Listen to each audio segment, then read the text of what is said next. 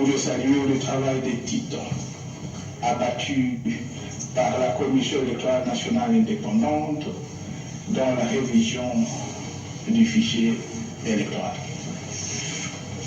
L'adoption et la promulgation de la loi électorale aujourd'hui acquise, l'établissement des listes électorales, la répartition des sièges et la convocation des scrutins qui s'en suivront, conformément au calendrier électoral publié par la CENI, nous conduisent de manière irréversible vers l'organisation des élections.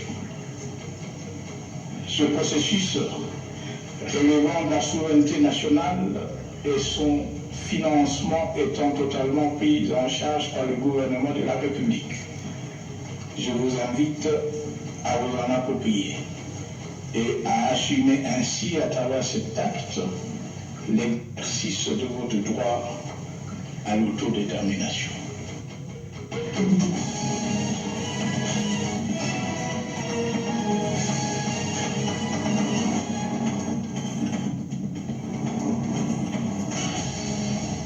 Tout le plaisir est pour moi de vous présenter cette grande édition du journal sur la télévision nationale congolaise RTNC. Au sommaire, journée dominicale perturbée hier à Kinshasa à la suite de la marche non autorisée organisée par les comités laïcs de coordination. Certains chrétiens catholiques ont été pris à partie par d'autres fidèles de la même communauté pour leur appartenance politique. Dans ce journal, vous suivrez le nouveau bilan de cette journée avec le porte-parole de la police nationale congolaise, le colonel Pierrot Mwanamputu.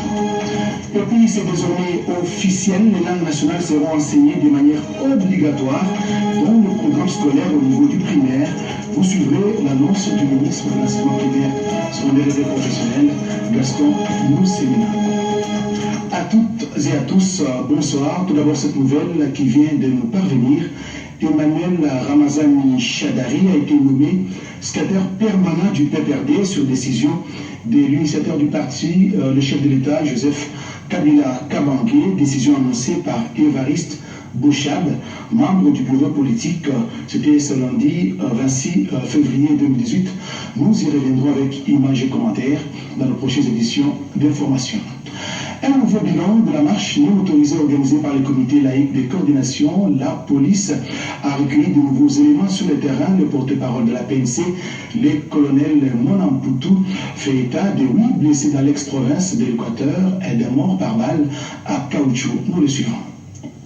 Qu'il nous soit permis d'informer à l'attention de la communauté nationale qu'internationale que les enquêtes préliminaires diligentées par la police judiciaire viennent de révéler que le bilan des opérations de police sur le terrain ont connu une évolution.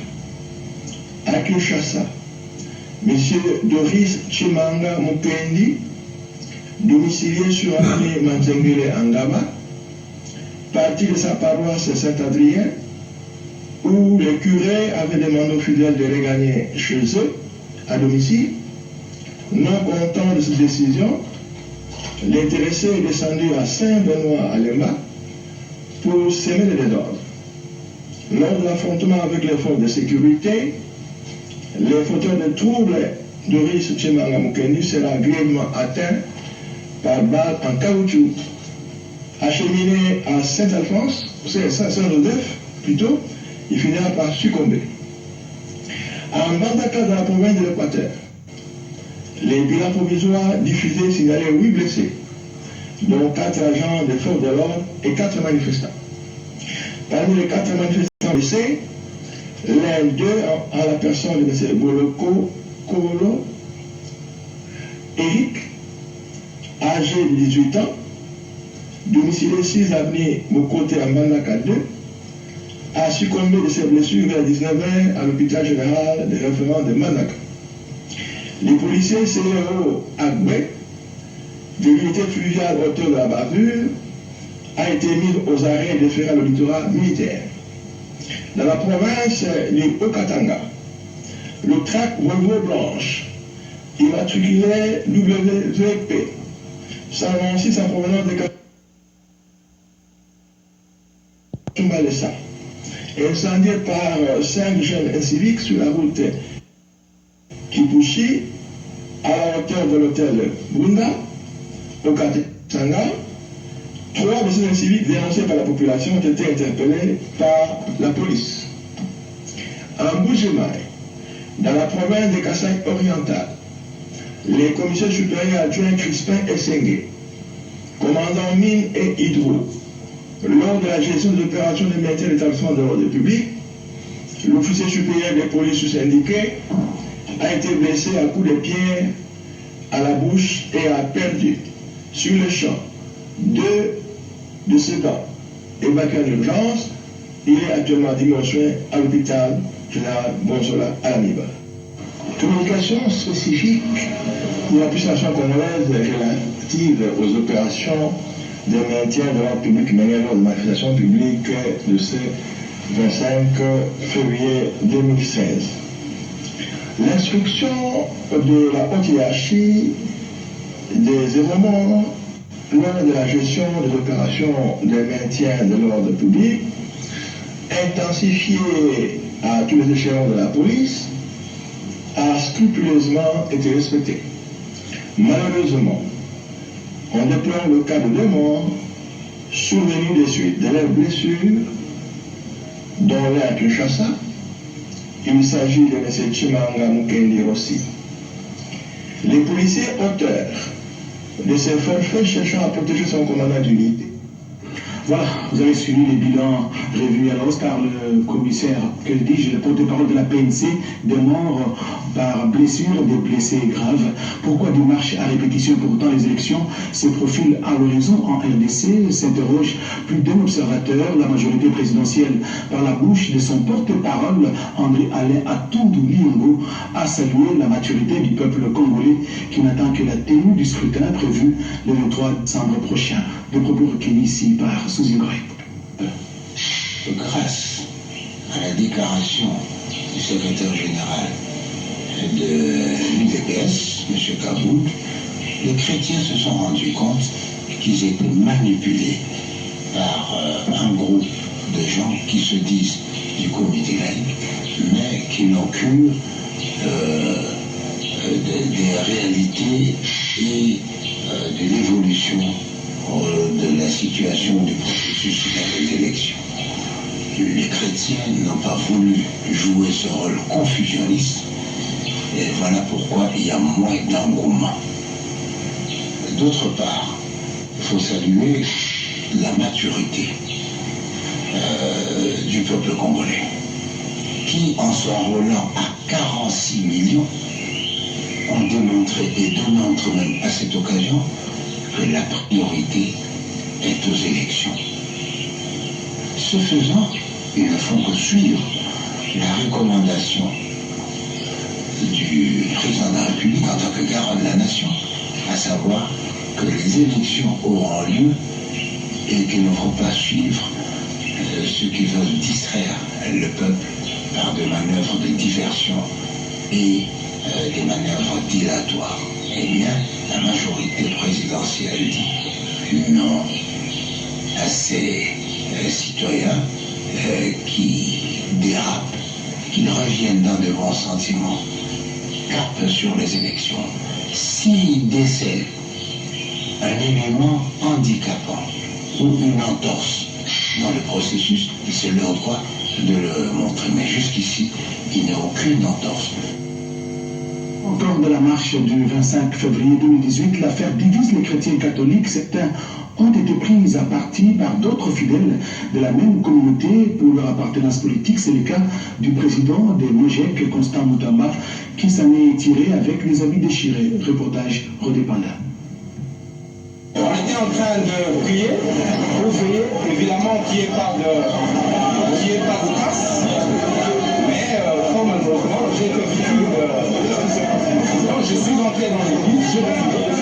Après la messe à Saint-Michel, au sortir de la messe, j'ai croisé le président de la jeunesse de l'UDPS, et c'est lui finalement qui va me livrer entre les mains des militants de l'UDPS. Et au sein de la paroisse, on m'a pris la clé de contact, on a bousillé, on a pris le téléphone, l'argent que j'avais porté. Donc heureusement, il y a 5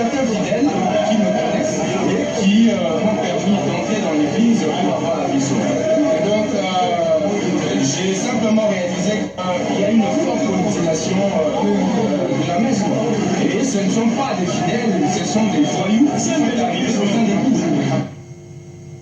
Revenons sur les acquis du congrès organisé dernièrement par la ZANU-PF, parti présidentiel du Zimbabwe. Le PPRD, parti du peuple pour la reconstruction de la démocratie, était représenté par Célestin Toundé Akasende, cadre de cette formation politique. Jacques Kababa. Ce congrès extraordinaire de la ZANU-PF a permis au président de Zimbabwe, premier secrétaire général de ces partis politiques, Emerson Mnangagwa, de redynamiser le parti présidentiel zimbabwéen. Plusieurs hauts cadres ont été nommés au poste de commandement. Ils vont pour se faire travailler avec le premier secrétaire général à porter haut l'étendard de la ZANU-PF afin de conserver le pouvoir à tous les niveaux lors des élections en 2018. Le PPRD a été représenté par une forte délégation conduite par son secrétaire général adjoint en charge des questions juridiques et diplomatiques. Maître Célestin Toundé Akasende a dans son adresse transmis les messages de félicitations de l'initiateur du parti présidentiel, le PPRD et chef de l'État, Joseph Kabila Kabange, à son homologue de Zimbabwe et aux militants de la ZANU-PF pour ce congrès extraordinaire. Il y a plusieurs leçons à retenir de ce congrès extraordinaire. C'était un congrès extraordinaire pour la confirmation des acquis des ZANU-PF. Et ensuite, je crois que vous l'avez suivi également, tous les membres de ce parti, ils ont confié la direction du parti comme premier secrétaire général au camarade Mnangagwa, et c'est lui qui va conduire le parti.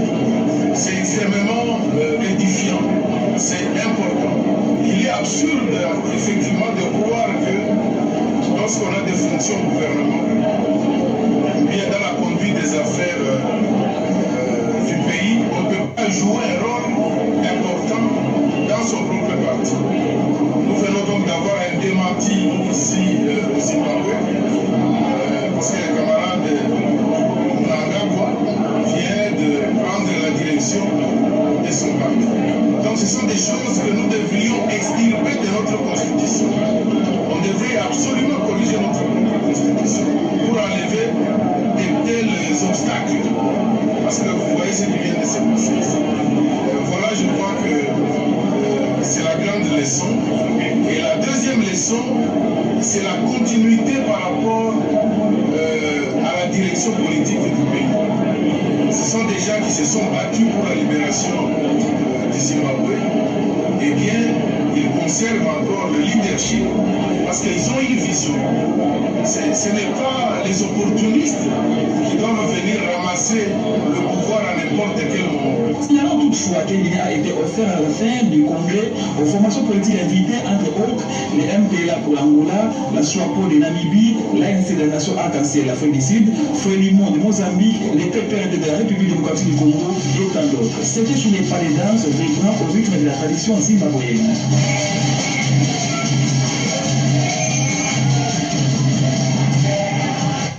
Voilà, une mission canadienne arrive à Kinshasa le mois prochain, annonce faite par Nicolas Simard, ambassadeur du Canada en poste en République démocratique du Congo. Il a échangé aujourd'hui avec le vice-premier ministre, ministre des Affaires étrangères, Léonard Tshio-Kitundu. Françoise Bolabwaki.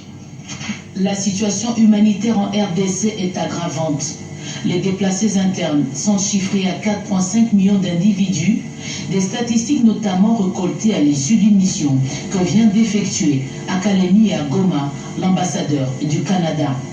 Au cours de cet entretien avec le vice-premier ministre, ministre des Affaires étrangères et intégration régionale Léonard Tshio-Kitundu, le diplomate Nicolas Simard annonce une mission d'évaluation de l'aide de son pays à la RDC. Alors le Canada donne au Congo en général autour de 85 millions de dollars canadiens en aide humanitaire et au développement, à peu près 25 millions de dollars en aide humanitaire. Donc on a prochainement une visite de haut niveau du Canada qui sera ici au mois de mars pour évaluer la situation.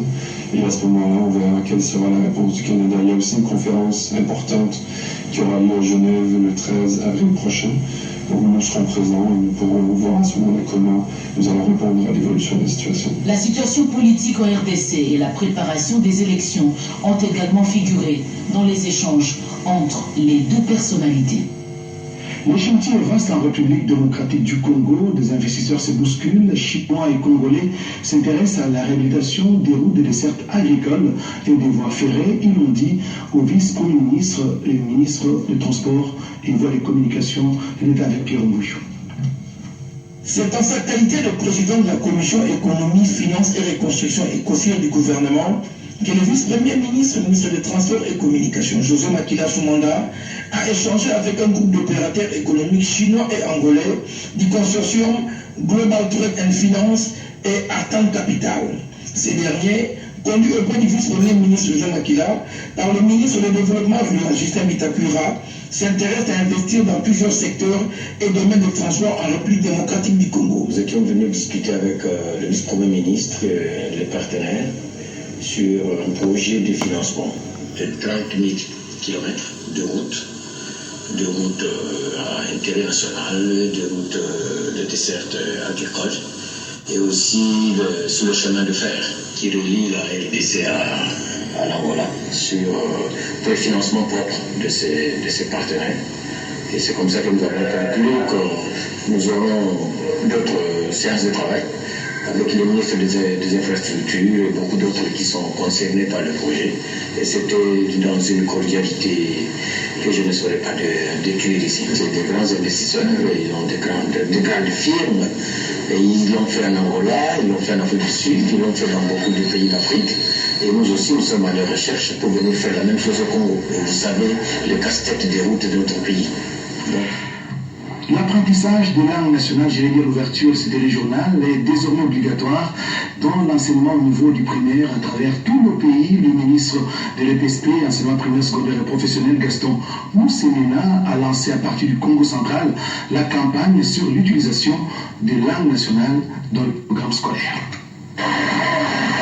L'Institut technique professionnel d'Etienne, situé dans la paroisse Saint-Jean à Port-Mbata-Tombo, dans la cité d'Etienne, province du Congo central, site choisi pour le lancement par le ministre de l'enseignement primaire, secondaire et professionnel de la campagne de sensibilisation sur l'utilisation des langues nationales dans l'enseignement primaire. Une cérémonie qui s'est déroulée en présence du ministre provincial de l'éducation du Congo central, du secrétaire général à l'EPSP, de la secrétaire exécutive du projet d'amélioration de la qualité de l'éducation et des autres membres de la famille éducationnelle. Gaston Moussemena Bongala a exprimé sa gratitude au président de la République, Joseph Kabila Kabange, pour l'intérêt particulier qu'il porte sur le développement du système éducatif congolais. Pour les patrons de l'EPSP, le programme d'utilisation des langues nationales de l'enseignement fait partie des réformes qui touchent son secteur, particulièrement la stratégie sectorielle de l'éducation et de la formation. L'enjeu pour le gouvernement est de formaliser l'utilisation des langues nationales dans les premières années du primaire, conformément aux dispositions de la loi cadre de l'enseignement national. Beaucoup d'experts nous démontrent que l'apprentissage dans une langue diminuée favorise plus facilement la connaissance. C'est pourquoi nous avons levé l'option de nous inscrire dans ce programme de l'enseignement à langue pour favoriser de manière pédagogique l'assimilation des enseignements et réduire ainsi non seulement les taux de déperdition et aussi l'échec au niveau primaire. Mise en œuvre de l'accord cadre de paix dans la région de Grand Lac, la ministre du Genre Chantal Safoulou Poussa conduit du 21 au 22 février dernière délégation de la RDC aux travaux de la 9e réunion du Conseil consultatif de haut niveau de la plateforme de femmes. Suivons plutôt ces commentaires signés Yvette Makontima.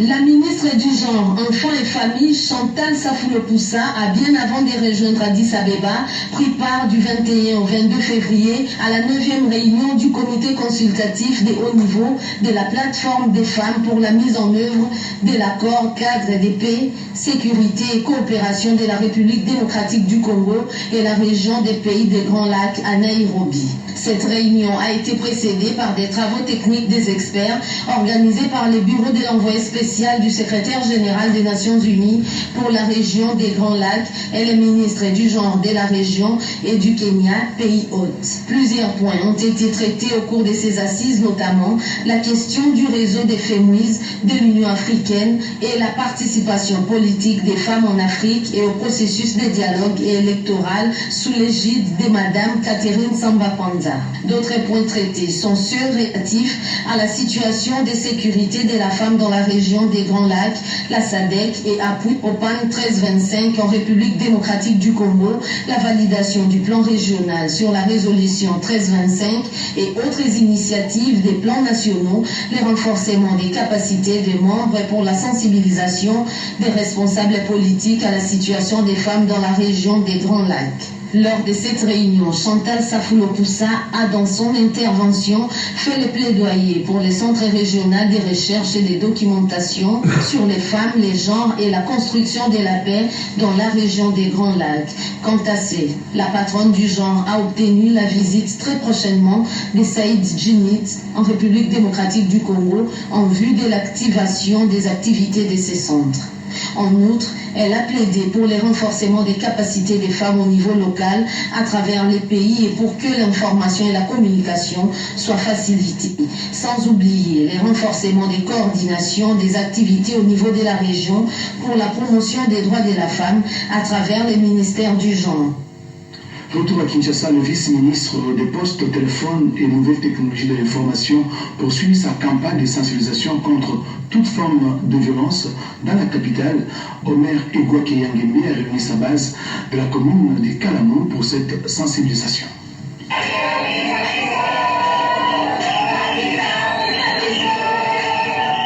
Omer Egwake a félicité le peuple congolais pour avoir intériorisé le message du chef de l'État sur la culture de la paix, de l'unité, du développement et de la souveraineté nationale en rejetant les appels à la violence. La paix, l'amour du prochain et le respect de l'autorité établie doivent guider les Congolais pour un pays plus beau qu'avant. Pour le numéro 1 de l'Alliance des Bangala, soutenir le chef de l'État n'est pas une trahison comme certaines mauvaises langues le disent. En démocratie, on est libre de choisir son camp. L'Alliance de Bangala a-t-il soutenu, ne prône pas la violence, mais le dialogue et la cohésion nationale.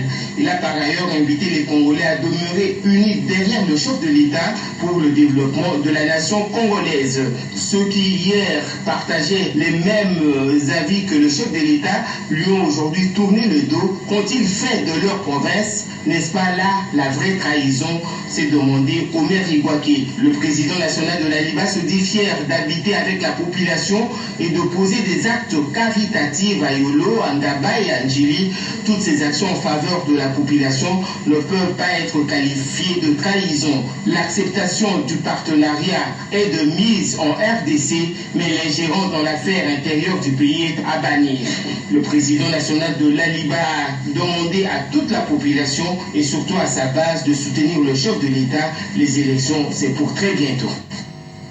Ils ont juré obéissance à la Constitution et les lois du pays. 270 experts comptables ont été admis dans l'ordre des experts comptables de la République démocratique du Congo. Ils ont prêté serment aujourd'hui à la Cour d'appel de Kinshasa, nous dit Juju Ndibou.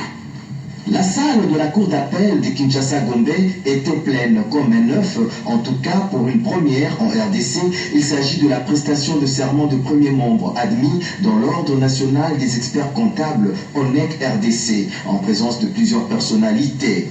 Le président de la commission spéciale chargée de l'agrément de premier membre de l'ONEC RDC a dans son allocution retracé l'historique de la création de l'ordre national des experts comptables de la RDC, tout en rappelant à tout un chacun l'éthique et la déontologie de cette organisation. Il a remercié le gouvernement de la République par le biais du ministère de Finances pour son implication à l'aboutissement heureux de cette cérémonie, sans toutefois oublier l'appui des partenaires tels que le projet Profit Congo, le fonds multibailleur pour pour le renforcement de la redevabilité et la gestion des finances publiques, la Banque mondiale et la coopération britannique.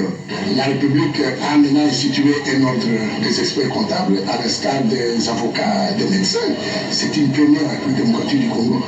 Nous venons un long tâtonnement jusqu'à la consécration par la promulgation de la loi à l'échelle de l'État, créant l'ordre national des experts comptables. La présidente de la Cour Séon, en intelligence avec le procureur général de la Cour d'appel de Kinshasa-Gombe, ont dans une formule consacrée procédé à la prestation de 270 membres de l'ONEC RDC. Ce sont des sentiments de grande satisfaction parce que nous avions aimé la comptabilité, nous l'avions pratiquée et là aujourd'hui c'est le couronnement, une reconnaissance officielle comme expert comptable. Nous allons maintenant exercer à toute légalité. La signature du procès verbal des premiers membres de l'ONEC RDC a sanctionné la dite cérémonie. Monsieur Lokinda, conseiller principal du chef de l'État, Joseph Kabila Kabange, a échangé avec l'artiste musicien Werasson Ngiama Makanda sur le projet de construction des stades à travers la République démocratique du Congo. L'identification des jeunes talents dans le cadre du projet de développement dénommé Festival Okapi, le conseiller principal du chef de l'État en matière de l'agriculture engage la province de la Chopo. L'honorable Faustin Lokinda Litaléman entend faire bénéficier dans le cadre des Boyoma Retrouvailles des avantages relatifs à ces projets. Ceci grâce au concours des jeunes talents, une initiative de l'artiste musicien Ngiama Makanda Di Werasson a capitalisé par les Boyomais. Boyoma Retrouvailles, c'est pour promouvoir les jeunes talents dans le domaine de la musique. Les jeunes talents identifiés bénéficieront de l'encadrement pour devenir des grands artistes. Il y a du talent confirmé bientôt à Kisangani. L'artiste musicien Werasson a également épinglé la mise en exécution du projet de construction des stades à Kisangani. Notons que ces jeunes talents qui seront identifiés se retrouveront en concert avec DJ Ray le 8 mars prochain. À l'église du Christ au Congo, SCC, on parle de la clôture du synode national par le président de cette communauté ecclésiastique, commentaire Luxon Kabala. La 53e session nationale ordinaire de l'église du Christ au Congo SCC a vécu du 19 au 22 février 2018 au centre d'accueil Monseigneur Chaoumba. Convoqué par le président national de l'SCC, le révérend Dr André Bokondoa Bolikabe est placé sous le thème « Faisons de la République démocratique du Congo le principal sujet de notre joie » tiré des psaumes 137, verset 6, qui demeure le credo des chrétiens protestants pour les années à venir. Le membre du comité exécutif national, réparti en 8 commissions, ont élaboré le plan d'action prioritaire pour ce quinquennat. Le président national de l'SCC a indiqué que ces assises ont permis de baliser le chemin de la vision claire dans les objectifs de développement. Au révérend Dr André Bokondoa d'exhorter les participants en ces termes. Voyons grand et fortifions-nous, confère Josué 1, 6 à 7. Au-delà des recommandations, des résolutions ont été prises afin que la paix, la joie et la convivialité règnent en République démocratique du Congo. Et puis ce communiqué qui nous vient de l'ANAPI, Agence nationale pour la promotion des investissements. En voici les libellés. L'Agence nationale pour la promotion des investissements ANAPI organise des journées portes ouvertes du 1er au 3 mars 2018 à son siège administratif. 2 objectifs sont poursuivis par l'organisation de ces journées portes ouvertes, à savoir la promotion de l'ANAPI, la promotion de l'amélioration du climat des affaires et des investissements en République démocratique du Congo. Ces 2 objectifs constituent à ce jour les axes prioritaires qui guident les actions de l'ANAPI afin de valoriser les investissements tant publics, privés que d'économie mixte. En outre, ces journées portes ouvertes sont destinées à consolider l'interaction, l'apprentissage, le réseautage ainsi qu'une étroite collaboration entre les différents acteurs impliqués dans la mise en œuvre des réformes initiées par le gouvernement de la République. Par la même occasion, ces journées permettront au public d'obtenir des informations sur les différentes opportunités d'affaires du pays en matière d'investissement et les activités réelles que mène l'ANAPI en sa qualité d'organe conseil du gouvernement central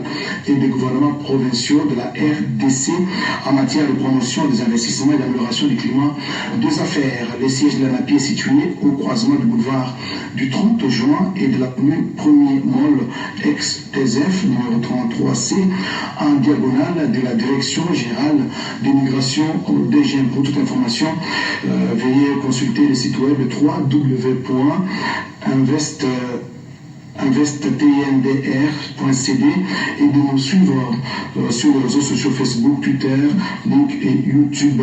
C'est signé Anthony Kinzo. Avant de terminer ce journal, disons que le cabinet du chef de l'État est en deuil. Emmanuel Bongania Boutedi, agent du protocole du président de la République, est décédé depuis le 18 février dernier à la clinique Ngalima.